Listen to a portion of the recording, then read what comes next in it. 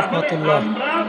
আমি এখন আছি উত্তরালা উচ্চ বিদ্যালয় এবং কি কলেজ মাঠের যে দিঘিটা, এই দিঘিটার ফাড়ে আছে। দেখেন ফাড়ের অবস্থা।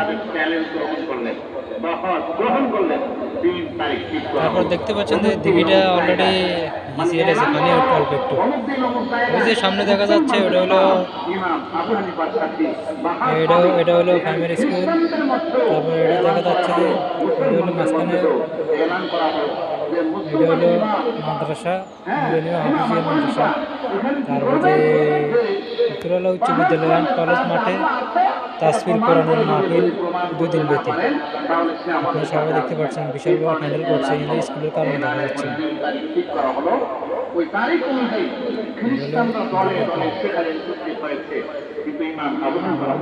পাড়ার অবস্থা দেখেন, সব বাংলাদেশের অবস্থা ঠান্ডা রয়েছে, এটা কাজ